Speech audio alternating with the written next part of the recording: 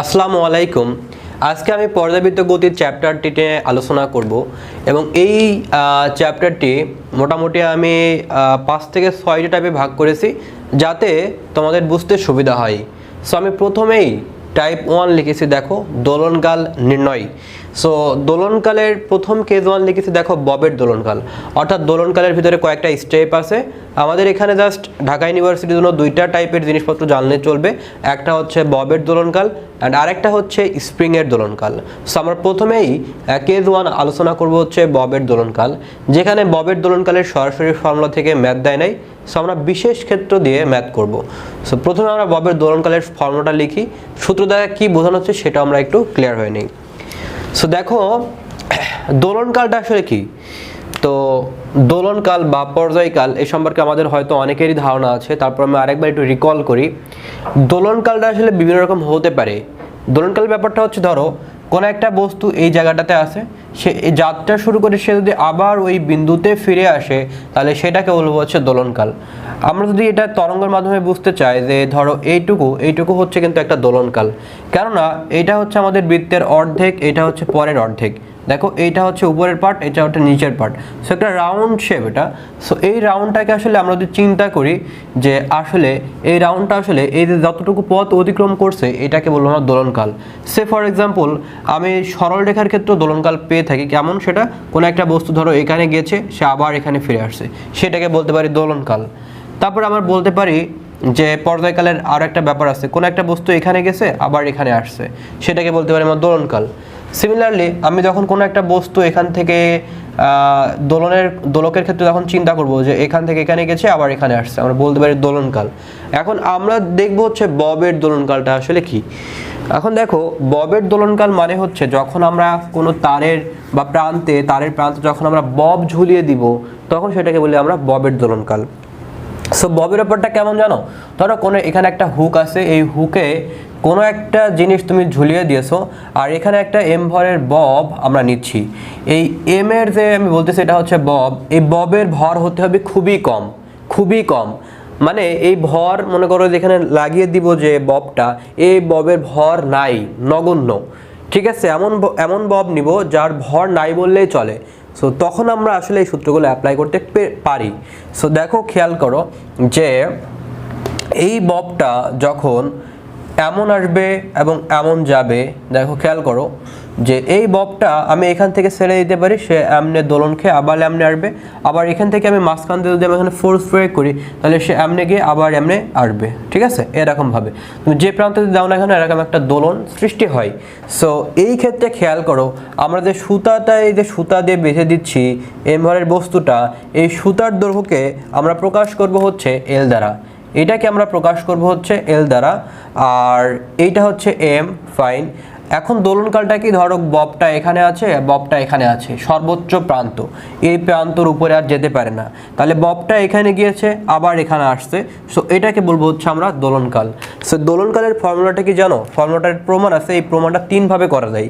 So আমি এখন প্রমাণের দিকে যাচ্ছি না, যেহেতু তোমরা অ্যাডমিশন দিবা, সো আমি অবশ্যই এটার প্রমাণের দিকে যাব না, এটা প্রমাণ করব না। সো 2π√L বাই হচ্ছে জি। খেয়াল করো এলটা হচ্ছে আমরা যে সুতাটা বেঁধে দিয়েছি সেই সুতার দৈর্ঘ্য, টিটা হচ্ছে এই ববের দোলনকাল, আর জিটা হচ্ছে অভিকর্ষ ত্বরণ। যেহেতু এটা খাড়াভাবে ঝুলিয়ে দেওয়া হবে, সো সেই ক্ষেত্রে অবশ্যই আমাদের এখানে অভিকর্ষ ত্বরণের ভ্যালুটা আসলে থাকবে।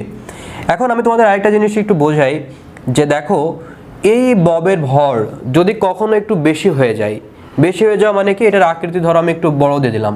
তো যখন আকৃতি বড় দিয়ে দিব তখন এর একটা ব্যাসার্ধ থাকবে, এই যে একটা ব্যাসার্ধ থাকবে। সো সেই ক্ষেত্রে আসলে আমাদের যে কাজটা করা লাগে সেটা হচ্ছে ববের ভার কেন্দ্র থেকে এই যে এই টোটাল যে ডিস্টেন্স আছে ববের ভার কেন্দ্র থেকে এই পর্যন্ত দূরত্বই হবে আমাদের উপরের যে অংশটা। এই যে আমি যখন এল লিখছিলাম তখন আসলে আরটা ছিল না, এটা নগণ্য ছিল, বাট এখন আমি বলছি এল এবং আর এর একটা পরিমাণ দেওয়া থাকবে, সেক্ষেত্রে আমাদের ভার কেন্দ্র নিতে হবে। সো ভার কেন্দ্র জিনিসটা কি, এটা কিন্তু আমরা পঞ্চম অধ্যায়ে দেখেছি। সো যারা হয়তো বা ক্লাসটা দেখোনি তারা ক্লাসটা দেখে নিলে বুঝতে পারবে, ঠিক আছে। সো T=2π√L/g যদি কখনো ববের ব্যাসার্ধ দেওয়া থাকে, সো সেই ক্ষেত্রে আমরা আরটা যোগ করব। যদি ব্যাসার্ধ দেওয়া থাকে ব্যাসার্ধ না থাকলে ব্যাস দেওয়া থাকতে পারে, অবশ্যই ব্যাসার্ধ নিতে হবে, কেননা ব্যাসার্ধের এই অবস্থানে আসলে আমাদের ভারকেন্দ্রটা থাকে। সো এই ছিল মোটামুটি দোলনকালের যে বেসিক যে ফর্মুলাটা এবং এটার মিনিংটা। সো এইটা দিয়ে আসলে সরাসরি ফর্মুলা দিয়ে ম্যাথ আসে নাই, আমাদের বিশেষ ক্ষেত্র দিয়ে ম্যাথ আসছে। সো আমরা যদি একটু দেখি, দেখো এখানে আমি লিখেছি, প্রথম যেটা লিখেছি এল ধ্রুবক থাকলে, সো সেই ক্ষেত্রে আমাদের কয়েকটা ম্যাথ আসছে। সো আমরা একটু দেখব এল ধ্রুবক থাকলে। তো দেখো এখানে প্রত্যেকটা জিনিসই আসলে আমাদের এখানে চলক বলা যেতে পারে, কেননা জিটাও কিন্তু কনস্ট্যান্ট না, জি কিন্তু পরিবর্তনশীল। তোমরা 9-10-এ পড়েছো যে জিটা কিন্তু কনস্ট্যান্ট, এরকম পড়েছো, বাট জিটা কিন্তু কনস্ট্যান্ট না।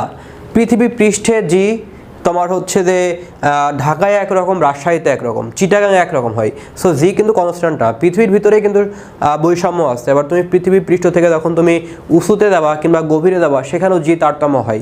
ইভেন এই জি এর পরিমাণটা, এই যে জিটা আছে, সেটা তুমি যদি মঙ্গল গ্রহে যাও তাহলে পাবা 3.8, তুমি বৃহস্পতি গ্রহে গেলে পাবা হচ্ছে 25.92, অর্থাৎ জিটা কিন্তু ফিক্সড না। সো এখানে চলক কোনটা? চলক হচ্ছে টি, চলক হচ্ছে এল, চলক হচ্ছে জি। 2 পাইটা কনস্ট্যান্ট। আমি কেন এলটা বলছি চলক? কেননা এল এর পরিমাণটা কিন্তু আমি কম বেশি করতে পারি, এটা আমার কাছে আছে, এটা আমার দ্বারা সম্ভব যে আমি এটা কম বেশি করতে পারবো। যেটা আমার নাগালের বাইরে, যেটা আমি পরিবর্তন করতে পারবো না, সেটাকে বলে থাকি কনস্ট্যান্ট। সো এখানে 3টা রাশি আসলে কি, এখানে 3টা রাশি হচ্ছে আমাদের চলক। যেমন তোমরা গ্যাসের চলরাশির জন্য পড়েছো যে পিভিটি, 3টা চলরাশি আছে। তো 3টা চলরাশির ভিতরে যদি একটা কনস্ট্যান্ট থাকে, তাহলে বাকি 2টার ভিতরে সম্পর্ক তৈরি হয়। এবং হচ্ছে আমরা পি এবং ভি এর সম্পর্ক দেখেছি, ভি এবং টি এর সম্পর্ক দেখেছি, পি এবং টি এর সম্পর্ক দেখেছি। তো যখন 3টা চলরাশি ছিল তখন আমরা 3টা সম্পর্ক পেয়েছিলাম। সিমিলারলি আমাদের যেহেতু এখানে 3টা চলক, সো আমরা 3টা সম্পর্ক পাবো। সো আমি প্রথমে চাচ্ছি, দেখো আমাদের এখানে আছে টি এল জি। সো আমার প্রত্যেকটা জিনিসকে এক কনস্ট্যান্ট রাখবো একটা, তাহলে বাকি 2টার মধ্যে সম্পর্ক তৈরি হবে। সো এরকম 3টা সম্পর্ক আমরা পাবো। সো এই জন্য প্রথমে বলছি আমরা এলটাকে কনস্ট্যান্ট রাখবো। সো এলটাকে যদি কনস্ট্যান্ট রাখি, আমি যখন বলে দিচ্ছি যে এল আসলে কনস্ট্যান্ট, সো এল কনস্ট্যান্ট মানে বোঝাই যে আসলে টি এবং জিটা এখানে চলক। সো সেই ক্ষেত্রে আমাদের সম্পর্কটা কেমন হয়, দেখো যে টি এবং জি এর ভিতরে সম্পর্কটা কেমন আছে। আমি যদি সবগুলো ধ্রুবক ধরে নিই, তাহলে দেখো জিনিসটা কিন্তু এমন হচ্ছে, রাইট? দেখো খেয়াল করো, টির সাথে জি এর বর্গমূলের ব্যস্তানুপাতিক সম্পর্ক। সো আমরা যদি এখানে T2 লিখি আর এখানে T1 লিখি, তাহলে এখানে √G1 বাই হচ্ছে G2 লিখব। তার মানে ধরো এটা হচ্ছে পৃথিবী পৃষ্ঠ, আর এই পৃথিবী পৃষ্ঠে আমাদের জি থাকে এরকম, যখন উচ্চতায় যাই তখন আমাদের এখানে এইচ লিখি, তার মানে বোঝায় যে এইচ উচ্চতায় জি। সো খেয়াল করো, আমি এই T2কে যদি জি এইচ দ্বারা রিপ্লেস করি, আর এখানে যদি জি এখানে হবে টি হবে। সো আমি এখানে টি এইচ লিখি, এখানে যদি আমি টি লিখি, তাহলে এখানে আমাদের যেমন হবে সেটা হচ্ছে এমন, এই টাইপের একটা ফর্মুলা কিন্তু আমরা পেয়ে যাই। এবং আমরা আর একটা জিনিসও জানি, আমরা জি এর একটা ফর্মুলা জানি, ফর্মুলাটা হচ্ছে এমন, জি ইকুয়াল টু GM বাই হচ্ছে R²। এই ফর্মুলাটা আমরা সবাই জানি, এবং এটা পৃথিবী পৃষ্ঠে। সো খেয়াল করো, পৃথিবী পৃষ্ঠে যখন আমরা জি বের করি তখন আমরা জাস্ট এই আর এর পরিমাণটা নিয়ে থাকি, বাট যখন আমরা এইচ উচ্চতায় যাই তখন কিন্তু আমরা যে কাজটা করি সেটা হচ্ছে GM by R plus H তার হচ্ছে হোল²। আমরা এই জিনিসটা কিন্তু নিয়ে থাকি, রাইট? দুটি ভিন্ন ভর আছে, অর্থাৎ আমি একই গ্রহ চিন্তা না করে আমি যদি 2টা ভিন্ন গ্রহ চিন্তা করি, অর্থাৎ পৃথিবীর ক্ষেত্রে একরকম এবং আমি যখন অন্য গ্রহে যাবে তখন আর এক রকম। সে ফর এক্সাম্পল, আমি এই পৃথিবী পৃষ্ঠ থেকে আমি আর একটা গ্রহে গেছি, সেটা ধরলাম যে এটা হচ্ছে মঙ্গল গ্রহ। সো এইটার ক্ষেত্রে আমাদের ভর হবে কি এরকম, আমাদের জি হবে কি এটা, আমাদের ব্যাসার্ধ হবে এটা, আর যখন মঙ্গল গ্রহে গেছি তখন আমাদের এইটা হবে এম সাফিক্স, এখানে নিচে এম দিব, তারপরে এই পাশে হচ্ছে আমাদের GM, ঠিক আছে? তারপরে এটা পৃথিবী পৃষ্ঠ থেকে আমি যখন মঙ্গলে গিয়েছি তখন আসলে যে পরিবর্তনগুলো হয় সেটা আমরা দেখাবো না, হাইট চিন্তা না করে আমি অন্য গ্রহের জি চিন্তা করি, তাহলে আমাদের সম্পর্কটা কেমন হবে খেয়াল করো। আমরা জানি জি মানে হচ্ছে GM বাই হচ্ছে R², তাহলে জি এর সাথে এম এর সমানুপাতিক সম্পর্ক, কাজে আমি এখানে লিখতে পারি MM আর এখানে লিখতে পারি ME, গুণ আর এর সাথে আমাদের কি সম্পর্ক, ব্যস্তানুপাতিক সম্পর্ক, বর্গের ব্যস্তানুপাতিক। তার মানে এখানে লিখতে পারবো, এখানে M থাকলে এখানে লিখবো E, তারপর এখানে লিখবো M, যেহেতু বর্গের ব্যস্তানুপাতিক, সো আমরা এখানে স্কোয়ার দিব। তাহলে আমরা দেখতে পাচ্ছি যদি এইটা থাকে তাহলে এরকম কিছু হয়। এখন দেখো এইটা যদি রুট হয় তাহলে পুরোটা রুট হবে না, এইটা রুট হবে, অ্যান্ড পুরোটা রুট হবে। দেখো এইটা যদি রুট লিখি তাহলে এইটা রুট হবে। এখন এইটা যদি রুট হয় তাহলে এইটা কি, এই দেখো স্কোয়ার আর রুটটা কিন্তু উঠে দেয়, তাহলে শুধুমাত্র এটার থাকে। তার মানে আমরা লিখতে পারি এরকম যে রুট ওভার এম এম, এখানে হচ্ছে এম ই গুণ এখানে লিখবো হচ্ছে আর ই বাই হচ্ছে আর এম, এরকম একটা সম্পর্ক কিন্তু আমরা পাচ্ছি। তার মানে আমি এখানে জি লিখেছি আর এখানে জি এইচ লিখেছি। সো সবসময় এখানে এইচ থাকে বিষয়টা এমন না। আমি যদি অন্য গ্রহের কথা চিন্তা করতাম তাহলে আসলে কেমন হতো, যেমন ধরো আমি অন্য গ্রহের ক্ষেত্রে যদি এখানে পর্যায়কাল বের করতে চাই, সো এখানে টি এম লিখলাম, এখানে ই, আর এখানে ধরো আমি এখানে এম লিখলাম। সো তখন সম্পর্কটা আসলে কেমন হতো? তখন যদি সম্পর্কটা দাও তাহলে তুমি এটা উল্টায় দাও, এটা উল্টায় দিলে কি হবে, এখানে হবে এম ই, এখানে হবে এম এম ইনটু এখানে হবে আর ই বাই হচ্ছে এখানে হবে আর এম, আর এই জায়গাটাতে হবে হচ্ছে আর ই। খেয়াল করো এরকম একটা সম্পর্ক কিন্তু আমি পাচ্ছি। ফাইন, এইবার খেয়াল করো যে আমরা এই ফর্মুলা দিয়ে এখন আমরা এই ম্যাথগুলো একটু করে ফেলি। খেয়াল করো আমাদের প্রথম কোশ্চেনে বলা হচ্ছে যে পৃথিবী পৃষ্ঠে একটা জি এর ভ্যালু দেওয়া রয়েছে, সেটা হচ্ছে 9.8। একটি দোলক ঘড়ি সঠিক সময় দেয়। পৃথিবী পৃষ্ঠে জি আছে 9.8 এবং পৃথিবী পৃষ্ঠে সঠিক সময় দেয়। ওকে ফাইন, এবার বলা হচ্ছে ঘড়িটি চন্দ্র পৃষ্ঠে যদি নিয়ে যাওয়া হয় তাহলে পৃথিবী পৃষ্ঠের 1 আওয়ার সময় চন্দ্রপৃষ্ঠে কত হবে। ঠিক আছে, তার মানে খেয়াল করো পৃথিবী পৃষ্ঠে আমাদের জি দেওয়া আছে 9.8 এবং আমরা যখন চন্দ্রে নিয়ে যাচ্ছি তখন আমাদের এই জি এর ভ্যালুটা হয়ে যাচ্ছে 1.6 এবং পৃথিবীতে আমাদের সময় দেওয়া রয়েছে 1 ঘন্টা, অর্থাৎ এখানে হবে 1 ঘন্টা। আমাদের অন্য গ্রহে দ্যাট মিনস এখানে আমাদের আসলে টি এর ভ্যালুটা কত সেটা আমাদের আসলে চাওয়া হচ্ছে। ফাইন, সো আমরা একটু বের করে ফেলি একই রকম এই যে ফর্মুলা দিয়ে। সো টি এম এখানে টি দেওয়া রয়েছে 1 ঘন্টা ইকুয়াল টু রুট ওভার এখানে 1 আওয়ার দেওয়া রয়েছে।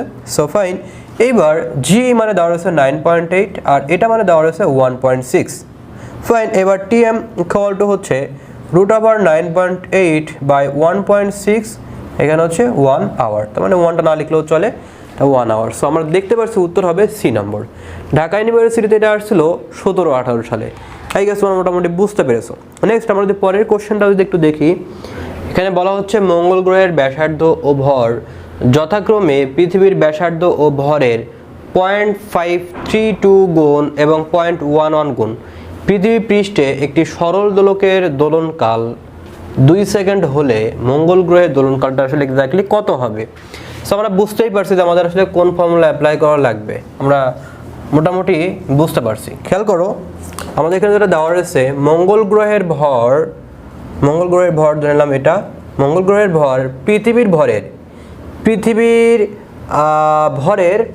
ভরের কত গুণ, দেখো পৃথিবীর ভরের হচ্ছে 0.11 গুণ। সো পৃথিবীর ভরের এই যে পৃথিবীর ভর ধরে নিলাম যে এটা হচ্ছে আমাদের পৃথিবীর ভর। ঠিক আছে, তো পৃথিবীর ভরের 0.11 গুণ এটা, এবং পৃথিবীর ব্যাসার্ধের কত গুণ দেওয়া রয়েছে দেখো 0.53 গুণ 0.532 গুণ 0.532 এখানে হবে আর এ এত গুণ। এবং পৃথিবী পৃষ্ঠে একটি সরল দোলকের দোলনকাল দেওয়া রয়েছে 2 সেকেন্ড। পৃথিবী পৃষ্ঠে একটি সরল দোলকের, সো পৃথিবী পৃষ্ঠে আমাদের যেটা দেওয়া থাকবে পৃথিবী পৃষ্ঠে দোলনকাল, সো এখানে হবে 2 সেকেন্ড। এখন আমাদের বলা হচ্ছে যে মঙ্গল গ্রহে আসলে কেমন হবে।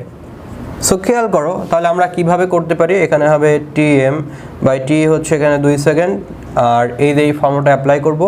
রুট ওভার এম ই মানে হচ্ছে এখানে থাকলো, এম এম মানে হচ্ছে কি 0.11 এটা ইনটু আমরা এখানে দেখতে পাচ্ছি যে আর এম মানে কত 0.532 R E divided by R E. So এটা কাটা যায়, এটাও কাটা যায়। সো থাকে হচ্ছে রুট ওভার 1 বাই 0.11, আর 0.11 মানে বোঝো পয়েন্টের জন্য কত। এখানে আমি যদি এই জিনিসটাকে এভাবে লিখি যে 11/100 লেখা যায় না, দেখো তো পয়েন্টের জন্য 1 আর 2টা শূন্য আছে, সো আমি 100 লিখে দিলাম। সো উপরে 100 নিচে 11, এটা লেখা যায় কিনা দেখো। এবং এখানে কত লেখা যায় দেখো 0.532। দেখো এই ধরনের কোশ্চেন ঢাকা ইউনিভার্সিটিতে এখন আসলে দিবে না, দেওয়ার পসিবিলিটি অনেক বেশি। কেন বেশি জানো? কারণ এখানে ফ্র্যাকশনের ব্যাপার স্যাপার আছে, এই জন্য না দেওয়ার পসিবিলিটি বেশি। তারপর এটা আমরা একটু টেকনিক অ্যাপ্লাই করি এই 2টা আমরা এখানে কি করব, এই পাশে গুণ করে দিব। ঠিক আছে, 2টা আমরা কি করব, এই যে পুরো পার্টটার সাথে আমরা এখানে গুণ করে দিলাম। সেখানে 0.53 আছে, আমি এটা একটা কাজ করে এটাকে 0.50 ধরি। সো 0.50 গুণ 2 কত হয় বলো তো? 0.5 মানে কত? হাফ, তাহলে এটা হয় 1। সো পুরো পার্টটা ক্যালকুলেশন করলে 1। আর এই 11-এর জায়গায় আমি 10 চিন্তা করি, 11-এর জায়গায় কত চিন্তা করবো? 10। সো 10 কে 100, তার মানে √10। তো আমরা জানি যে √9 করলে হয় 3, তাহলে 3-এর থেকে বেশি হবে, 3-এর থেকে বেশি হবে, 3-এর থেকে বেশি হবে এরকম অপশন কোনটা আছে? দেখো বি নম্বর, 3-এর থেকে একটু বেশি হবে, 4 হবে না কিন্তু, তাহলে 4ও হবে না, সিও হবে না, ডিও হবে না, তাহলে বুঝতে পারছো এটা বি নম্বর।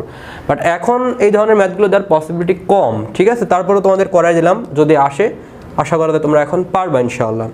এরপরে আমরা যদি পরের কোশ্চেনটা যদি দেখি, পরের কোশ্চেন একই রকম, পরে এই কোশ্চেনটা হয়তো দিতে পারে, এই কোশ্চেনটা দিতে পারে, কেননা এখানে দেখো ফ্র্যাকশন টাইপের কোনো কিছু নাই।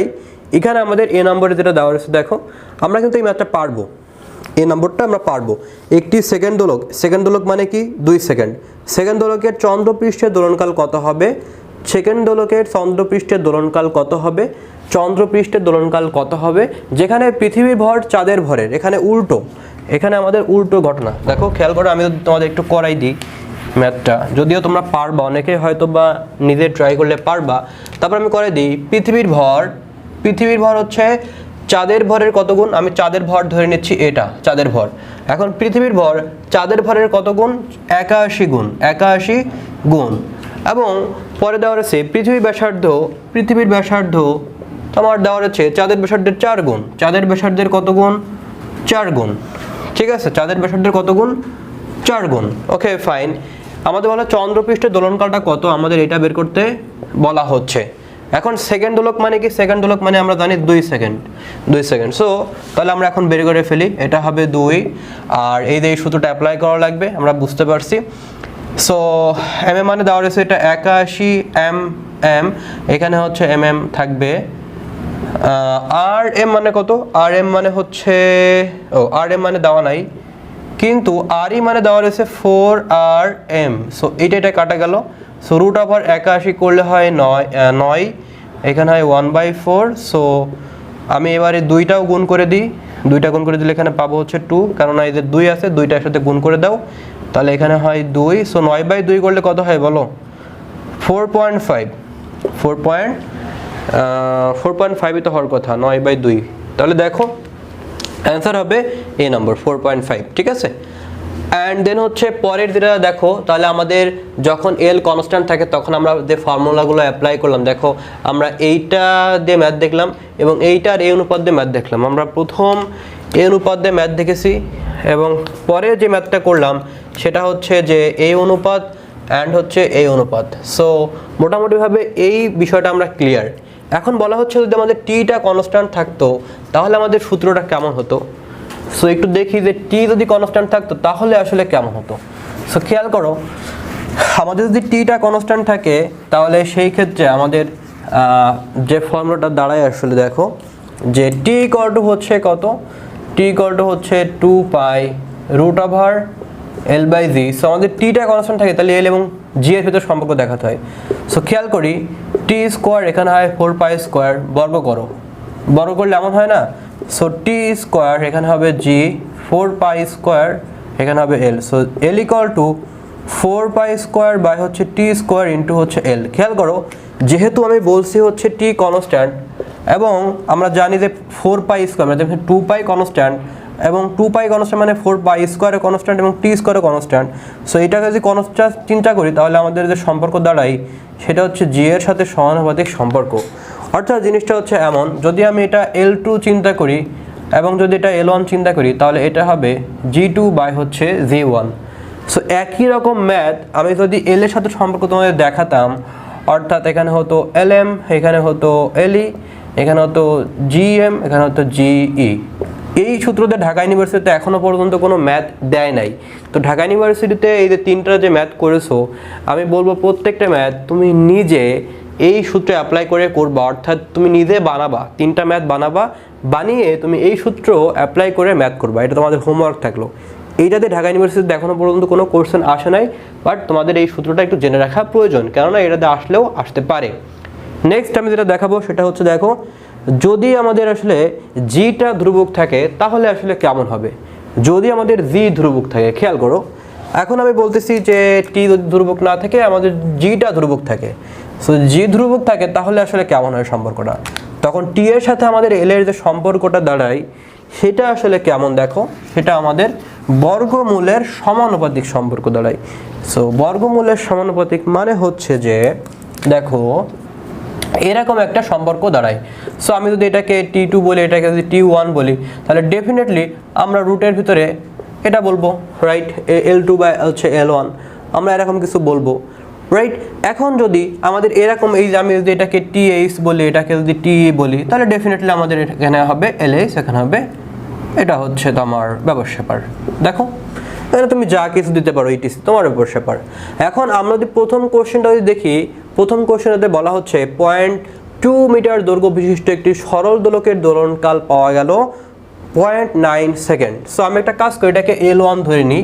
আমি L1 মানে ধরে নিব হচ্ছে 0.2 মিটার, 0.2 মিটার দৈর্ঘ্য বিশিষ্ট একটি সরল দোলকের দোলনকাল মানে হচ্ছে T1। সো এটা হবে 0.9 সেকেন্ড, ঠিক আছে। L1 দৈর্ঘ্যের, ধরো এটা হচ্ছে আমাদের L1 একটা তার, এম ভরের কোনো একটা বস্তু আছে, তো সেটাতে দোল দিচ্ছে এখানে, সেই দোলনকালটা হচ্ছে 0.9 সেকেন্ড। অর্থাৎ এখান থেকে এখানে এবং এখানে আসতে তার সময় লাগে 0.9 সেকেন্ড, বুঝতে পারছো? তার মানে এখান থেকে এখানে তার আসতে সময় লাগছে 0.9 সেকেন্ড, যেখানে তারের দৈর্ঘ্যটা হচ্ছে 0.2 মিটার। Okay fine. এবার বলা হচ্ছে দোলনকাল 1.8 করতে হলে, অর্থাৎ পরিবর্তিত যে দোলনকাল আছে আমি যদি এটাকে দ্বিগুণ করতে চাই, দেখো দ্বিগুণ করতে চাই, অর্থাৎ এখান থেকে এখানে আসতে যতটা সময় লাগছিল এখন যদি টাইম বাড়িয়ে দিই, তার মানে কি স্লো চলবে। স্লো আগে এখান থেকে এখানে আসতে 0.9 সেকেন্ড সময় লাগছিল, এখন এখান থেকে এখানে আসতে 1.8 সেকেন্ড সময় লাগবে। তার মানে কি সে ধীরে চলবে না, তার মানে ধীরে চলবে। এখন এটা ধীর গতি করতে হলে দোলকটির দৈর্ঘ্য আসলে কত করতে হবে, এটাই আমাদের আসলে কোশ্চেনে বলা হচ্ছে। সো আমাদের L2টা বের করতে হবে, T2 এর জন্য আমাদের L2টা বের করতে হবে। সো T2 মানে কত 1.8, আর T1 মানে হচ্ছে কত 0.9, আর L2 কত এটা রেখে দিলাম, আর L1 মানে হচ্ছে 0.2। সো খেয়াল করো আমাদের একটু ক্যালকুলেট করে, এখানে 2 হয়, রাইট, 0.9 আর এখানে 18। তুমি একটা কাজ করতে পারো সহজে বোঝার জন্য, 9/10 18/10 ক্যালকুলেট করতে পারো, এগুলো সহজ জিনিস। সো এবার আমরা কি করব, এখানে পাচ্ছি 2/√L2 আর এখানে 0.2। আমরা একটা কাজ করি, সেটাকে স্কোয়ার করব, এটাকে স্কোয়ার করলাম, এটাকে স্কোয়ার করলাম। সো এখানে পাবো 4, এখানে হবে L2 বাই হচ্ছে 0.2। সো L2 ইকুয়াল টু 4 গুণ 0.2 মানে কত, আসলে 8 মিটার, 0.8 মিটার। সো ঢাকা ইউনিভার্সিটিতে আসছিল 2-3 সালে। দেখো ডি নম্বরটা হবে আমাদের উত্তর। সো এইবার পরের একটা কোশ্চেন দেখো, জাস্ট হচ্ছে আমাদের পার্সেন্টেজ আকারে দিয়েছে, এবং এই কোশ্চেনটা আসছিল ঢাকা ইউনিভার্সিটিতে 20-21 সেশনে। এটার উত্তর সি নম্বর। তো আমরা একটু দেখি ম্যাথটা আসলে কেমন। বলা হচ্ছে একটি সরল দোলকের দোলনকাল যদি 50% বাড়ায় তাহলে কার্যকরী দৈর্ঘ্যর আসলে কত পরিবর্তন হবে, সেটাই আমাদের আসলে বের করার বিষয়। সো খেয়াল করো আমাদের বলা হচ্ছে দোলনকালটা আমি বাড়িয়ে দিচ্ছি কতটুকু, আমি এখানে দোলনকালটা বাড়িয়ে দিচ্ছি হচ্ছে তোমার 50%। সো দোলনকাল বাড়িয়ে দিলে কেমন হচ্ছে খেয়াল করো, আমি ধরে নিচ্ছি প্রথম দোলনকালটা হচ্ছে টি, এবং পরবর্তীতে দোলনকালটা সেটা টি প্লাস 50%। যদি আমি বাড়িয়ে দিই, বাড়িয়ে দেওয়া মানে হচ্ছে যোগ করে দেওয়া, বাড়িয়ে দেওয়া মানে কি যোগ করে দেওয়া, আর কোনো কিছু গুণ মানে কি সেটার সাথে আমরা গুণ করে দিই সরাসরি, যে এইটা এত, এইটা ওইটার অত গুণ। তার মানে কি আমরা কোনো জিনিসটাকে আমরা সামনে অত গুণ দ্বারা তোমার হচ্ছে যে ওই মানে ভ্যালুটা বসিয়ে দিই সরাসরি। আর তখন বলবো যে এটা এত গুণ বৃদ্ধি করা হলো বা এত গুণ বাড়িয়ে দেওয়া হলো, তার মানে প্রথম যেটা তো থাকবেই সেইটার হচ্ছে কত, সেইটার 50%, ঠিক আছে। দেখো এখানে কি টি লিখলাম, টি এর কত পার্সেন্ট, এখানে হবে টি এর 50%, বিষয়টা এমন। সো খেয়াল করো টি প্লাস এখানে হবে কত 50% মানে কত 50/100, 50 কত 100। সো এখানে কত হবে হাফ। সো t/2 হবে না, হাফ ইন্টু টি মানে কত t/2। সো এখানে হবে 3t বাই হচ্ছে 2। দেখো আমরা t2 মানে এটা পেলাম। এখন আমাদের এটা দেওয়া আছে, এবং তাহলে খেয়াল করো আমাদের t2 মানে হচ্ছে 3t বাই হচ্ছে 2 ডিভাইডেড বাই t1 মানে হচ্ছে শুধুমাত্র t। এখানে এবার দেখো L2 এখানে L1, আমাদের দেওয়া নেই ভ্যালুগুলো, আমাদের L2টা বের করতে হবে। ফাইন, সো খেয়াল করো 3t/2 into 1/t equal to root over L2/L1। So T কাটা গেল, এখন তুমি এটাকে স্কোয়ার করো, তাহলে 9/4 এখানে হবে L2/L1। So L2 equal to কত হচ্ছে 9/4 L1, right? Okay fine. So এইবার খেয়াল করো, আমাদের যেহেতু বলেছে যে আমাদের দৈর্ঘ্যের কত গুণ পরিবর্তন করতে হবে, যে কার্যকরী দৈর্ঘ্য আমাদের পরিবর্তনটা আসলে কত করতে হবে। সো পরিবর্তন মানে কি? পরিবর্তন মানে হচ্ছে del L L2 minus L1, অর্থাৎ আমাদের পরিবর্তন করতে হবে। আমি L2 পেয়েছি, আগে যেটা ছিল এখন বৃদ্ধি পেয়েছে এতটুকু, এত গুণ হয়ে গেছে, এখন আমাদের পরিবর্তন করতে গেলে কি করতে হয়? বিয়োগ করতে হয়। সো খেয়াল করো 9/4 L1 মাইনাস L1। সো আমি একটা কাজ করি, সেটা হচ্ছে যে L1টা কমন নিই, তাহলে 9/4 মাইনাস 1। এবার আমরা যে কাজটা করব সেটা হচ্ছে এখানে ক্যালকুলেট করি, তাহলে এখানে হবে 5/4 এখানে L1। এখন যদি আমাদের পার্সেন্টেজ আকারে বের করতে বলে তাহলে জাস্ট কী করতে হবে? 100% গুণ করে দিলে আনসারটা ক্লোজ। সো এখানে 4 কত হয়? 100। সো 5 125%, এটাই হবে উত্তর, ঠিক আছে? এটাই কত? এটাই হচ্ছে উত্তর। তাহলে আদি দৈর্ঘ্যের কতটুকু পরিবর্তন করা লাগছে? দেখো পরিবর্তন করা লাগছে 125%, রাইট? সো এই ছিল মোটামুটি দুইটা কোশ্চেন। যখন জি ধ্রুবক থাকে তখন আমাদের টি এবং এল এর ভেতরে যে সম্পর্ক থাকে সেটাতে আসলে কি ম্যাথ আসতে পারে, কি টাইপের ম্যাথ আসতে পারে সেটা দেখালাম। আশা করা যায় এর ভিতর থেকে আসবে, এবং এরপরেও যদি এই টাইপের ম্যাথ না দিয়ে থাকে তাহলে নিঃসন্দেহে ধরে নিতে পারো যে এই শর্টকাট ফর্মুলা দিয়ে আসলে চলে আসবে। শর্টকাট ফর্মুলাটা আসলে কেমন সেটা তোমাদের দেখাবো, এবং এখান থেকে প্রায় 3-4টা মতো কোশ্চেন আসছে, সেটা আমি তোমাদের একটু দেখাবো। এই শর্টকাট ফর্মুলাটা বেশ গুরুত্বপূর্ণ। সো অবশ্যই তোমরা এই শর্টকাট ফর্মুলাটা ভালো করে পড়বা। আমি দেখাই দিই আসলে কি করতে হবে। এখন যদি আমাদের এই ভ্যালু না দেওয়া থেকে সরাসরি আমরা বলো যে একটি অপরটির n গুণ, একটি অপরটির দ্বিগুণ, বা একটি অপরটির 3 গুণ, এরকম ম্যাথ আমাদের দিতে পারে। সো কীরকম ম্যাথ দেখো, বলা হবে যে আমি কার্যকরী দৈর্ঘ্য, এখানে প্রথমে যেটা দেওয়া রয়েছে সে দৈর্ঘ্যটা আমি n গুণ করলে আসলে কেমন হবে। দেখো এই যে সম্পর্কটা আছে, এই সম্পর্কের থেকে আমরা এখন দেখব যে কার্যকরী দৈর্ঘ্য যদি n গুণ হয় তাহলে আসলে কত হয়। ধরো যে L1 ইকুয়াল টু L ধরে নিলাম, এবং L2 আমি করে দিচ্ছি যে n গুণ, অর্থাৎ আদি দৈর্ঘ্যের আমি n গুণ করে দিলাম। তোমার কোশ্চেনে বলা হবে যে দৈর্ঘ্য যদি n গুণ করে দিই, তার মানে কি প্রথম দৈর্ঘ্যটা ছিল L, তার পরের দৈর্ঘ্যটা হবে NL, n গুণ করে দিচ্ছি, তাহলে আমাদের পর্যায়কালটা কেমন হবে খেয়াল করো। এখানে তাহলে আমি একটু বসায়ে ক্যালকুলেশন করব। সেটা কাটাকাটি গেল, তার মানে এখানে শুধু রুট n থাকে। So t2 equal to root over n into t1। এবার একটু ভালো করে লক্ষ্য করো, এইটাই হচ্ছে আমাদের শর্টকাট ফর্মুলা। সো আমরা এই সমস্ত জিনিসপত্র না শিখে জাস্ট এই টেকনিকটা জানলে চলবে, যেখানে n হচ্ছে দৈর্ঘ্যর গুণ, অর্থাৎ দৈর্ঘ্য কত গুণ করেছি সেটা হচ্ছে দৈর্ঘ্যের গুণ। আমি যেটা লিখেছি দেখো, দৈর্ঘ্য n গুণ করা হলে সেইটাকে আমরা জাস্ট রুট করব t1। এবং তোমাদের আরেকটা টেকনিক আমি শেখাই দিই, আমরা সূত্রে একটু ফিরে আসি। প্রথম টি এবং এল এর ভিতরে কী সম্পর্ক দেখেছিলাম, বললাম যে আমি যদি এলটা n গুণ করে দিই, এখন এলটা কোথায় আছে? রুটের ভিতরে আছে না? ওই যেহেতু n গুণ করে দেওয়া হচ্ছে এবং যেহেতু এলটা রুটের ভিতরে আছে, তাই আমরা কি করব, জাস্ট রুটের ভিতরে ওই এনটা বসিয়ে দিলে হয়ে যাবে। আর তার সাথে t1 গুণ করতে হবে। যদি t1 এর ভ্যালু আমাদের দেওয়া থাকে ভালো, যদি না দেওয়া থাকে তাহলে আমাদের জাস্ট রুটের ভ্যালুটা বসিয়ে দিলে উত্তর ক্লোজ। এবার আমরা দেখে ফেলি। দেখো বলা হচ্ছে একটি সরল দোলক দৈর্ঘ্য অপরটির দ্বিগুণ, দ্বিতীয় সরল দোলকের দোলনকাল যদি আমাদের 3 সেকেন্ড হয় তাহলে প্রথমটির দোলনকাল কত? খেয়াল করি, তাহলে আমরা যে সূত্রটা জানি সেটা হচ্ছে যে t2 equal to root over n into t1। এখন আমাদের বলা হচ্ছে যে দ্বিতীয় দোলকটির দোলনকাল 3 সেকেন্ড হলে প্রথমটির দোলনকাল কত। সো এখন আমি প্রথমটির দোলনকাল ধরে নেব হচ্ছে t2। তাহলে খেয়াল করো এখানে রুট ওভার n মানে হচ্ছে কত গুণ, বলা হচ্ছে দ্বিগুণ, ইন্টু t1 মানে কত, সেটা হচ্ছে 3 সেকেন্ড। সো এটা মানে হচ্ছে 1.41, আর এটা হচ্ছে 3। সো 3 পয়েন্ট সামথিং হবে উত্তর। সো 3 পয়েন্টের বেশি হবে, কেননা দেখো এখানে হচ্ছে 0.41। সো এখানে আছে এমন যে 3 আর 0.41 গুণ 3, তার মানে কিন্তু সেটা 1.14 হয়। তার মানে আমাদের এটা দুইটা যোগ করলে হয় 4.14 টাইপের উত্তর হবে, 24। দেখো বি নম্বরটা হবে উত্তর, রাইট? তুমি জাস্ট এর সাথে এটা গুণ করলে হবে, 1.41 এর সাথে 3 গুণ করো। দেখো 3 একা 3 আর 0.41 গুণ 3, দেখো 1-এর বেশি হয়। সেটা হয় 1.24, সো দুইটা যোগ করে দিলে হয় আমাদের 4.24। এটা গেল উত্তর। নেক্সট কোশ্চেনটা দেখো, বলা হচ্ছে যে একটি সরল দোলকের দোলনকালটি দোলকটির দৈর্ঘ্য দ্বিগুণ করা হলে পরিবর্তিত দোলনকাল কত হবে। এটা আমাদের কোশ্চেনে বলা হচ্ছে যে একটি সরল দোলকের দোলনকালটি দোলকটির দৈর্ঘ্য দ্বিগুণ করা হলে পরিবর্তিত দোলনকাল কত হবে। উত্তর বললাম আমি, এটা ম্যাথ করা লাগবে, জাস্ট কী হবে এখানে 2 বসায় দাও, ম্যাথ শেষ, এ নম্বর উত্তর। এখানে আমাদের টির ভ্যালু দেওয়া নেই, করার দরকারও নাই, হয়ে গেছে। এইবার আমরা যদি পরের কোশ্চেনটা যদি একটু দেখি, বলা হচ্ছে যে ধরি দুইটি সরল দোলক হচ্ছে এ এবং বি, এ এর দৈর্ঘ্য বি এর দ্বিগুণ করা হলো, বি এর দোলনকাল হচ্ছে 3 সেকেন্ড, তাহলে এ এর দোলনকাল আসলে কত হবে। ভাই এটা উত্তর তো আগে আমরা করেই আসি, করা লাগবে, এই যে ম্যাথটা করলাম সেটাই আমাদের উত্তর। দেখো করা লাগবে কি, এ এর দৈর্ঘ্য বি এর দ্বিগুণ, ঠিক আছে, এ এর দৈর্ঘ্য কি দেখো খেয়াল করো, এ এর দৈর্ঘ্যটা বি এর, এ এর দৈর্ঘ্যটা হচ্ছে বি এর কত গুণ, দ্বিগুণ, বি এর দ্বিগুণ, ঠিক আছে। তো বি এর দোলনকাল দেওয়া রয়েছে, তার মানে এটা হচ্ছে বি এর দোলনকাল দেওয়া রয়েছে 3 সেকেন্ড, এই যে ম্যাথ হয়ে গেছে, সিম্পল হিসাব। দেখো এখানে দুইটা বসা দিলে ম্যাথ শেষ, 4.24। ওকে, নেক্সট এখন যদি আমাদের বলা হয় যে আমি পর্যায়কাল n গুণ করে দেবো, আমি কত গুণ করে দেবো, n গুণ, পর্যায়কাল n গুণ করে দেবো, তাহলে সেক্ষেত্রে আসলে কেমন হতো খেয়াল করো।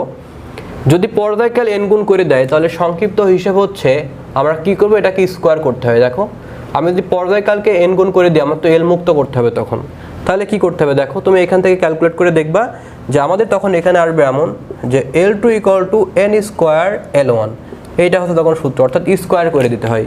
তাহলে এখানে পর্যায়কাল দ্বিগুণ করলে দৈর্ঘ্য কত গুণ বৃদ্ধি পাবে, জাস্ট 2 গুণ করে দাও, তার মানে 4 হয়ে গেছে, 4 গুণ, ঠিক আছে। এইবার আমি এখানে দেখো লিখেছি কিছু গুরুত্বপূর্ণ তথ্য। সো এখানে দেখো কি লিখেছি, প্রথম দেখো লিখেছি পর্যায়কাল নির্ভর করে না বিস্তার ও ববের ভরের উপরে, এরপরে মহাকাশে কিংবা ভূকেন্দ্রে ও কৃত্রিম উপগ্রহের অভ্যন্তরে, দুইটা পয়েন্ট লিখেছি, এছাড়া আরও অনেকগুলো পয়েন্ট আছে, বাট ঢাকা ইউনিভার্সিটিতে আমাদের আসলে এই দুইটা কোশ্চেনে আসলে আসতে পারে, বাইরের ভিতর থেকে আসলে দিবে।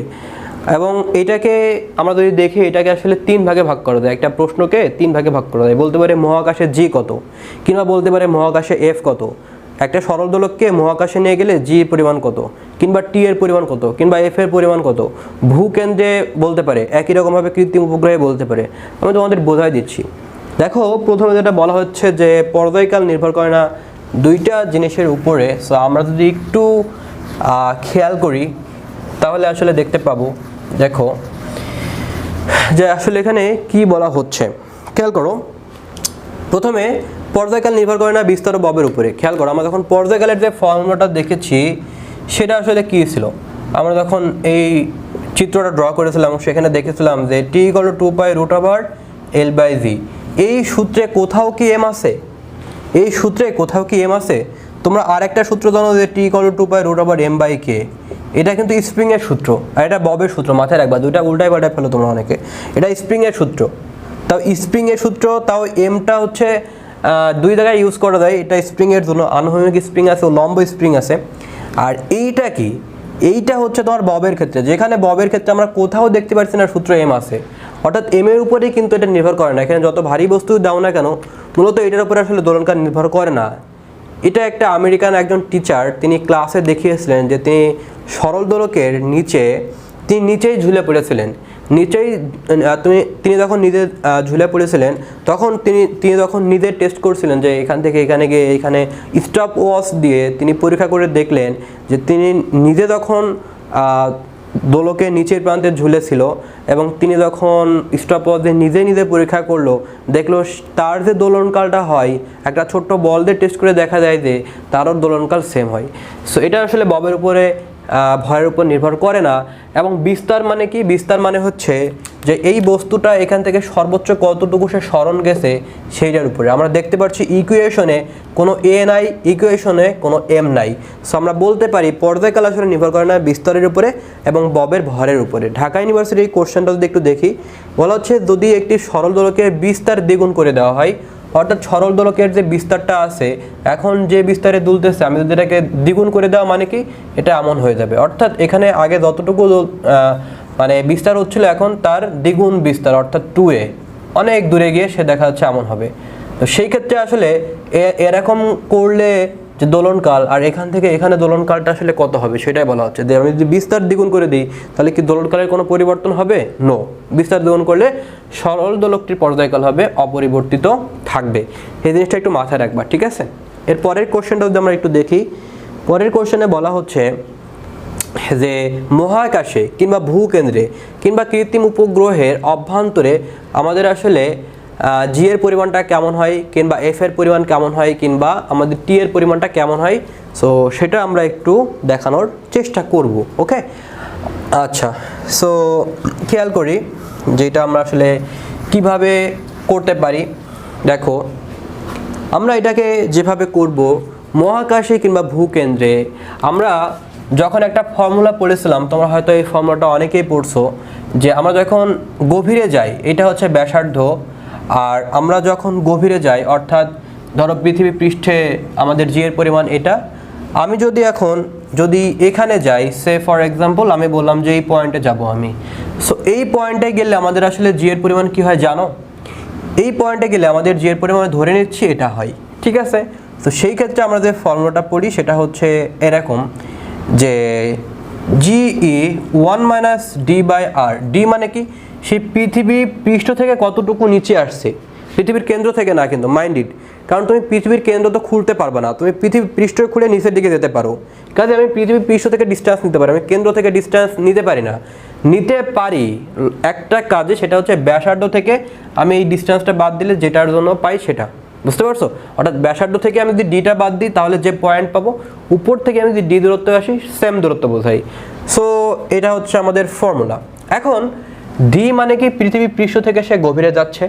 এখন যদি এমন হয় যে আমি পৃথিবীর কেন্দ্রে চলে আসছি, এই কেন্দ্রে, সো কেন্দ্রে চলে গেলে আমাদের ডির পরিমাণটা কত হয়? আর এর সমান হয়ে যায় না? দেখো তো, আমি এখানে যাচ্ছি, এতটুকু হলো, আমি যখন কেন্দ্রে যাব তখন এই ডি এর পরিমাণটা কি হয়ে যায় দেখো তো, একদম কেন্দ্রে চলে আসে।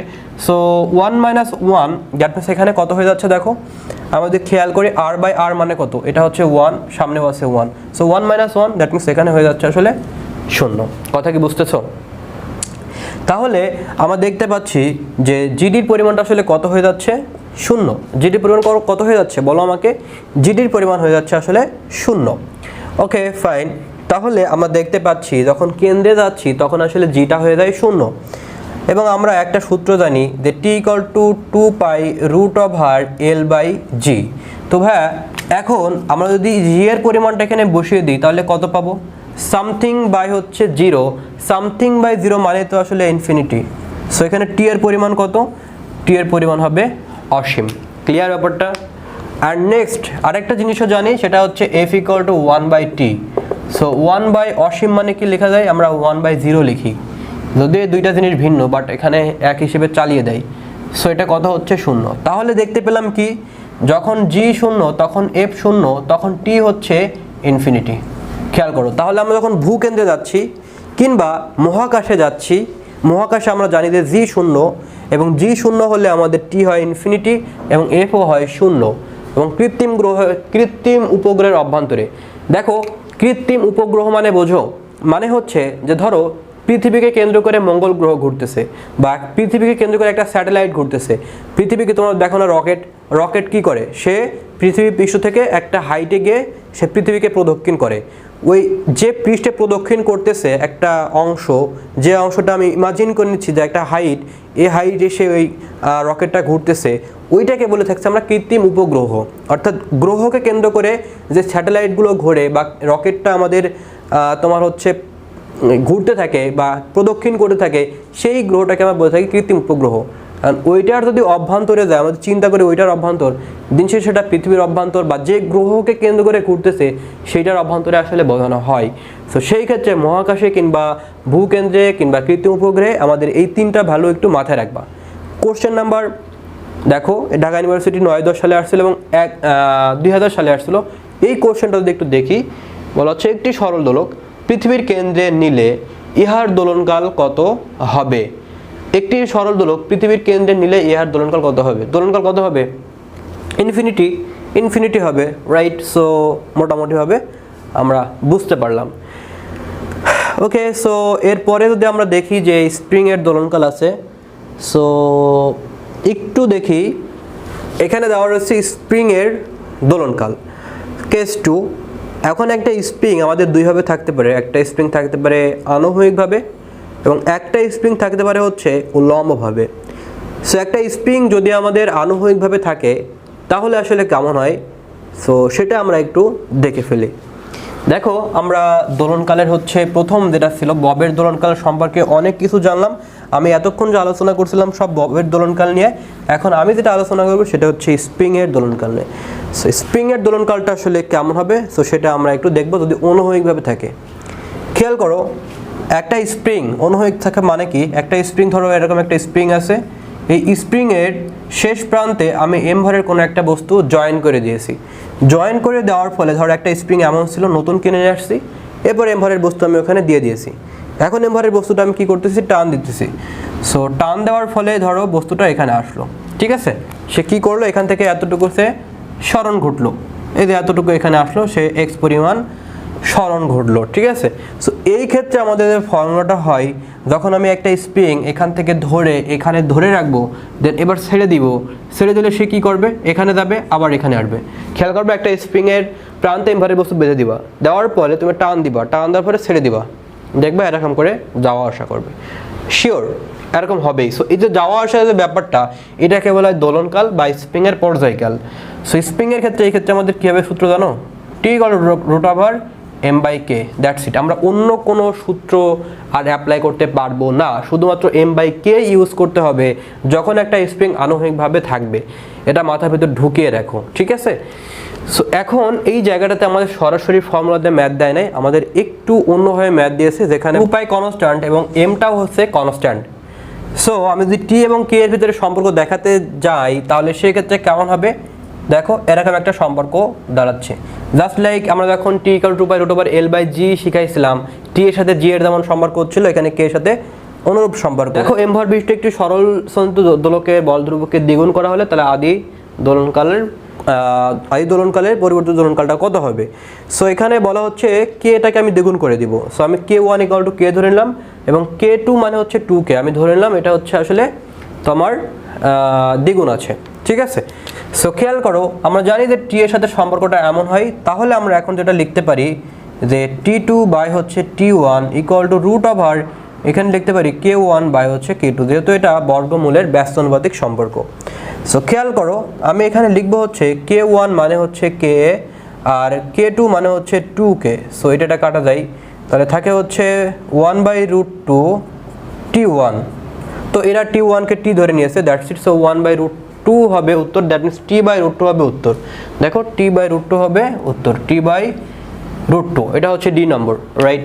সো একটা স্প্রিং আনুভূমিকভাবে থাকলে কিভাবে সূত্রগুলো আমরা অ্যাপ্লাই করতে হয় আমরা সেটা দেখলাম। এখন আমরা যেটা দেখবো সেটা হচ্ছে একটা স্প্রিং উলম্বভাবে থাকলে আসলে কি ঘটনা ঘটে। সো একটা স্প্রিং যদি উলম্বভাবে থাকে তাহলে সেই ক্ষেত্রে আসলে আমরা কি সূত্র অ্যাপ্লাই করে থাকি, সো সেটা আমরা একটু দেখব। দেখো কোন একটা স্প্রিং যদি উলম্বভাবে থাকে তাহলে আসলে কি ঘটনা ঘটে। একটা স্প্রিংয়ের শেষ প্রান্তে আমি এম ভরের কোনো একটা বস্তু জয়েন করে দিলাম।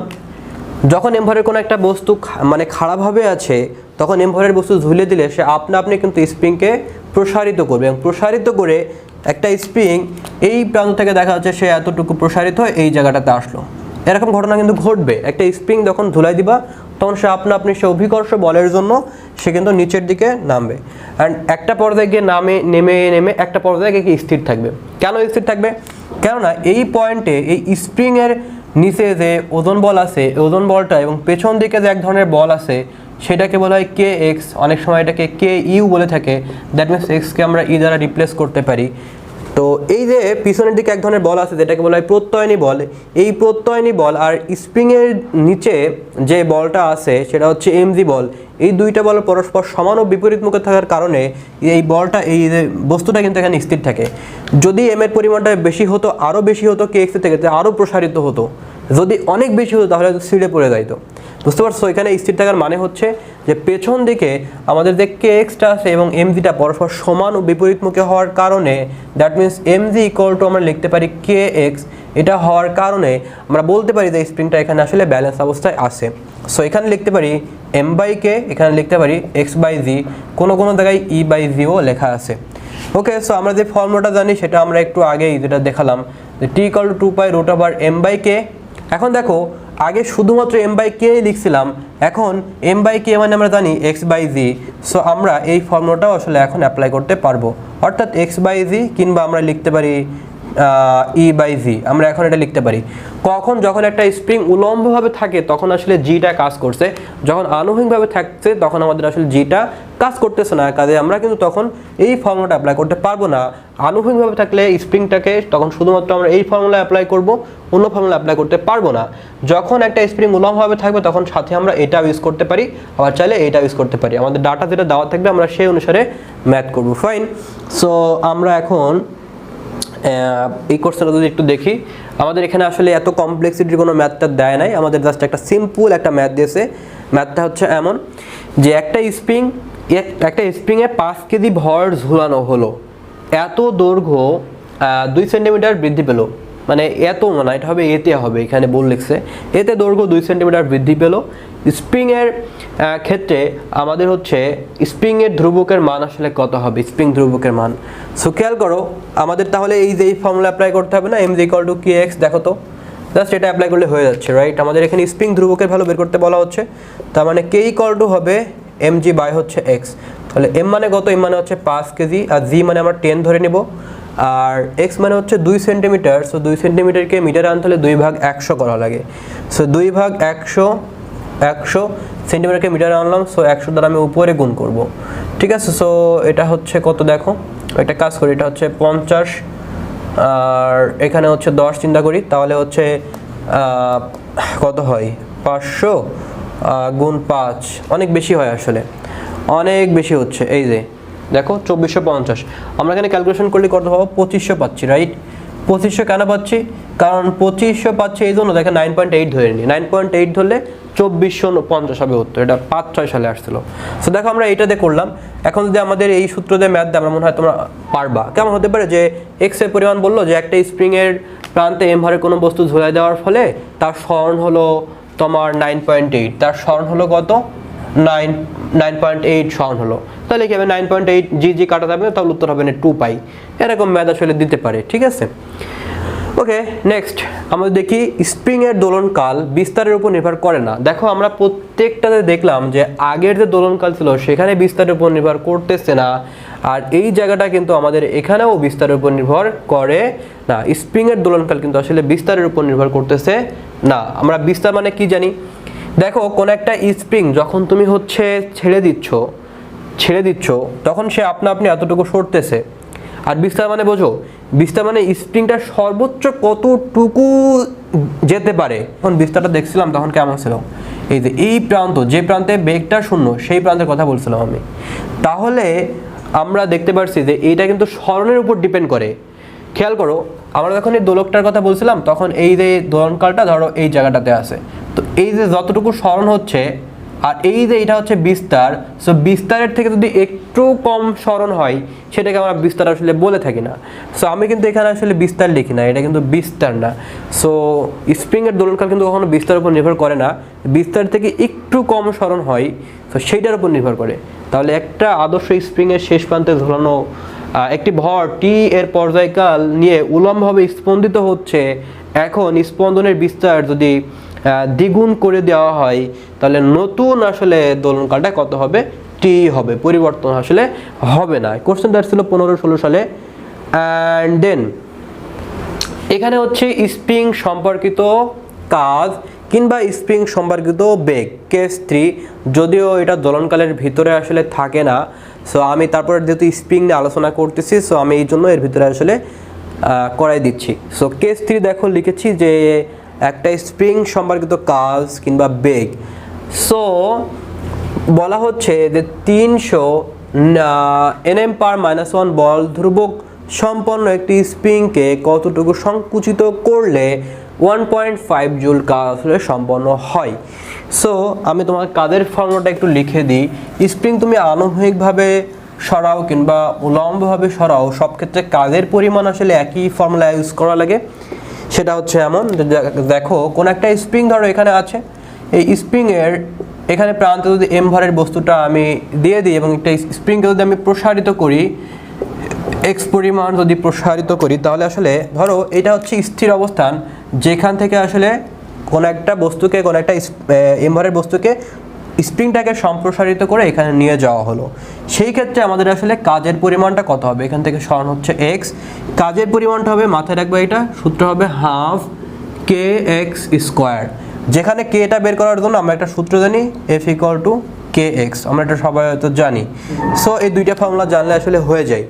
কে এক্স স্কোয়ার, কে মানে কি স্প্রিং ধ্রুবক, আর একটি কে স্প্রিং ধ্রুবক দ্বারা বোঝায় যে একটা স্প্রিং কতটা শক্তিশালী বা কতটা দুর্বল সেটা বোঝাই। বুঝতে পারছো? এখন এটা না ডিটেলস আলোচনা করছেন, আমি যখন কে নিয়ে আলোচনা করি অ্যাটলিস্ট 25 মিনিট মতো সময় লাগবে, ঠিক আছে? সো যেহেতু তোমরা অ্যাডমিশন দিবা, যেহেতু সো আমি এটা নিয়ে আলোচনা করছি না, জাস্ট এটা জেনে রাখো এটা স্প্রিং ধ্রুবক। এবং এটার একক কি? যেহেতু k equal to F by x, so F এর একক নিউটন আর এর একক মিটার, সো নিউটন পার হচ্ছে মিটার, সেটাই হবে স্প্রিং ধ্রুবকের একক। সো এইটা একক দ্বারা বুঝে নেবা স্প্রিং ধ্রুবক বোঝায়। সো স্প্রিং ধ্রুবক বা বল ধ্রুবক যাই বলো না কেন, সো এটা হচ্ছে কে এর ভ্যালু। সো কে দেওয়া রয়েছে 300, অ্যান্ড দেন হচ্ছে এই এত বল ধ্রুবক সম্পন্ন একটি স্প্রিংকে কতটুকু সংকুচিত করো বা প্রসারিত করো, সূত্র সেম। একটা স্প্রিংকে এখান থেকে টেনে তুমি এখানে নিয়ে গেছো, বা একটা স্প্রিংকে তুমি এখান থেকে এভাবে চাপ দিয়ে সংকুচিত করছো, সব ক্ষেত্রে ফর্মুলা কিন্তু সেম, এটা মাথায় রাখবা।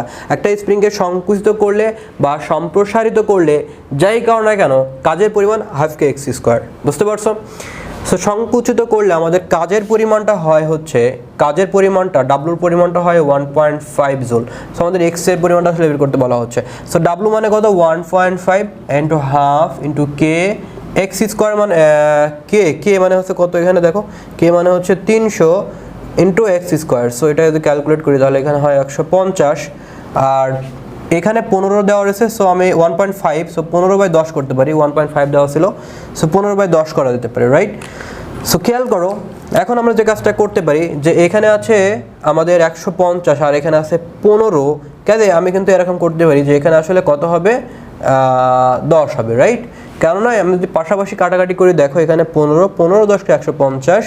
সো আমরা দেখতে পাচ্ছি যে এক্স স্কোয়ার এরকম হচ্ছে জিনিসটা, যদি একটু খেয়াল করি 10x square equal to 1/10, so x square equal to 1/100, so x equal to হচ্ছে 1/√100, সো 1/10, তার মানে 0.1 হবে উত্তর, 0.1। ক্যালকুলেশন করে দেখো 0.1, এ নম্বর হচ্ছে উত্তর। ঢাকা ইউনিভার্সিটিতে 6-7 সালে আসছিল। সো এই ধরনের কোশ্চেন কিন্তু ঢাকা ইউনিভার্সিটিতে এই বছর আসলেও আসতে পারে। গত বছর ঢাকা ইউনিভার্সিটিতে কিন্তু আসলে আমাদের স্প্রিং দিয়ে কিন্তু আসলে ম্যাথ আসছে, যদিও সরাসরি ফর্মুলা দিয়ে দিয়েছে। সো ফর্মুলার বোঝার জন্য কিন্তু আমাদের আসলে বেসিক নলেজটা খুবই গুরুত্বপূর্ণ। পরের কোশ্চেনটা তোমাদের হোমওয়ার্ক থাকলো, একই ধরনের কোশ্চেন, এটা তোমাদের হোমওয়ার্ক থাকলো, এটা আমি আর করে দিচ্ছি না। এবার আমি এই কোশ্চেনটা একটু দেখাই। বলা হচ্ছে যে এম ভরের বস্তু ঘর্ষণবিহীন তলে ভি বেগে চলার সময় একটা স্প্রিংয়ের সাথে ধাক্কা লেগে স্প্রিংটিকে সংকুচিত করলো। এম ভরের কোনো একটা বস্তু ঘর্ষণবিহীন তলে ভি বেগে চলার সময় একটা স্প্রিংয়ের সাথে ধাক্কা লেগে স্প্রিংটিকে সংকুচিত করলো। স্প্রিংয়ের বল ধ্রুবক কে হলে স্প্রিং কতটুকু সংকুচিত হবে সেটা আমাদের বের করতে হবে। খেয়াল করো, বেশ লজিক্যাল একটা কোশ্চেন। এই কোশ্চেনটা হয়তো বা অনেকেই পারবে না, আবার অনেকে হয়তো বুঝছো। আমি যদি একটু দেখাই, বলা হচ্ছে ধরো এই হচ্ছে একটা স্প্রিং আছে, এখানে একটা হুকের সাথে বাঁধা আছে, ধরো একটা স্প্রিং এখানে আছে। এখন একটা স্প্রিং ধরো আমি আর একটু বড় করে দিই, তাহলে তোমাদের বুঝতে হয়তো সুবিধা হবে। সো একটা স্প্রিং ধরো আরও এখানে আছে, ঠিক আছে? একটা স্প্রিং মনে করো এরকম বড় আকৃতি, ঠিক আছে? আচ্ছা, এখন কি হলো, ধরো যে একটা কি হলো, এটা হচ্ছে ঘর্ষণবিহীন তল, এই তলে কোনো ঘর্ষণ নাই। এখানে কি করতেছে, এম ভরের কোনো একটা বস্তু এখানে আছে, এই বস্তুটা এখানে গড়াগড়ি এমনি যাচ্ছে, সামনের দিকে যাচ্ছে, গড়িয়ে গড়িয়ে সামনের দিকে যাচ্ছে, যাওয়ার ফলে স্প্রিংটিকে ধাক্কা দিল। মানে এই স্প্রিংয়ের উপরে সে প্রেশার প্রয়োগ করলো, প্রেশার প্রয়োগ করে সে স্প্রিংটিকে সংকুচিত করলো। সংকুচিত মানে কি, স্প্রিংটাকে সে ধাক্কা দিয়ে হয়তো বা এখান থেকে এখানে নিয়ে গিয়েছে। তার মানে কি, একটা স্প্রিং এখানে ছিল, এখান থেকে সে এখানে নিয়ে গেছে, তার মানে এক্স পরিমাণ সে সংকুচিত করেছে, এখান থেকে এখানে গেছে, স্প্রিংটাকে সে কি করছে, সংকুচিত করছে। সো এখান থেকে এখানে নিয়ে যাওয়া মানে কি, সংকুচিত করা মানে কি, তার ভিতরে বিভব শক্তি সঞ্চিত থাকা। খেয়াল করো, এই মার্কারটা ধরে রাখছি আমি, কোনো কিছু ধরে রাখা, তার ভিতরে মানে বিভব শক্তি সঞ্চিত রাখা। খেয়াল করো, এটা এখানে ধরে রাখলাম, এটা ধরে রাখার ফলে এই মার্কারের ভিতরে বিভব শক্তি আছে, ছেড়ে দিলে সেটা গতিশক্তিতে রূপান্তরিত হবে। এটার বিভব শক্তি হবে mgh। সো বিভিন্ন পয়েন্টে বিভব শক্তি বিভিন্ন রকম হয়, বাট কোনো একটা বস্তু যখন ধরে রাখবা তখন তার ভিতরে বিভব শক্তি থাকে। কি থাকে? বিভব শক্তি থাকে। যখন সেটা ছেড়ে দেওয়া হয় তখন সেটা গতিশক্তিতে রূপান্তরিত হয়। এখানেও সেম কাজটা ঘটে। কীরকমভাবে? যখন স্প্রিংটাকে সংকুচিত করে এই জায়গাটা আসলো তখন তার ভিতরে বিভব শক্তি সংস্থিত থাকে। এবার সবসময় তো ধরে রাখতে পারবে না, যেহেতু স্প্রিংটা মানে বলটা গড়িয়ে একটা অবস্থায় সংকুচিত হয়েছে, যেহেতু তুমি ফোর্স প্রয়োগ করতেছো না, বাইরে থেকে ফোর্স প্রয়োগ করা হচ্ছে না, এই বলটা আপনি ফোর্স প্রয়োগ করেছে, তুমি বাইরে থেকে ফোর্স প্রয়োগ করতেছো না, তার মানে এই স্প্রিংটাকে একটা সময় সংকুচিত করার পরে স্প্রিংটা আবার কি করবে? আবার মনে করো ধাক্কা দেবে, মানে এতটুকু সংকুচিত করলো, এবারে কি হবে? সংকুচিত করার পরে একটা সময় কি হবে? বলটা পিছন দিকে আসবে, অর্থাৎ একদম সংকুচিত হওয়ার পরে যখন আর সংকুচিত করতে পারবে না তখন স্প্রিংটা আবার পিছন দিকে ব্যাক আসবে। তখন কি হবে? স্প্রিংটা আসলে গতিশক্তির মোড় নেবে, অর্থাৎ তখন বিভব শক্তিটা কি হয়ে যাবে? গতিশক্তিতে মোড় নেবে। সো বিভব শক্তি মানে কি? বিভব শক্তি মানে আমরা একটু আগেই জানলাম যে হাফ কে এক্স স্কোয়ার, কোনো বস্তুকে মানে স্প্রিং যদি সংকুচিত করা হয় বা প্রসারিত করা হয়, এই সূত্র। আর গতিশক্তি যে কোনো পয়েন্টের সমান, সেটা হচ্ছে half MV square. So half half কেটে দেয়, আমাদের এখানে বের করতে বলা হচ্ছে যে সংকুচিত, তার মানে এক্স এর পরিমাণ। সো এক্স ইকুয়াল টু হবে কি? এটা কাটা যায়, তাহলে root over MV square by হচ্ছে কে, এমভি স্কোয়ার বাই হচ্ছে কে। সো আমরা যদি একটু খেয়াল করি তাহলে এটা আমাদের উত্তর হবে কি? ভিটা সামনে আসে, এম বাই কে এটা রুটের ভিতর থাকে। খেয়াল করো, এটা ভি তো স্কোয়ারে আছে, এই জন্য কী হবে? আমাদের উত্তর হবে এই যে এটা k by m by k into v, এই যে এ নম্বরটা উত্তর হবে, এ নম্বর। অনেকে হয়তো বা বি নম্বরও মেরে চলে আসবা, কিন্তু আসলে হবে না, ঠিক আছে? সো এটা গেল, ওকে ফাইন। এইবার আমরা যেটা দেখব সেটা হচ্ছে যে এস এইচ এম এর কয়েকটি রাশিমালা।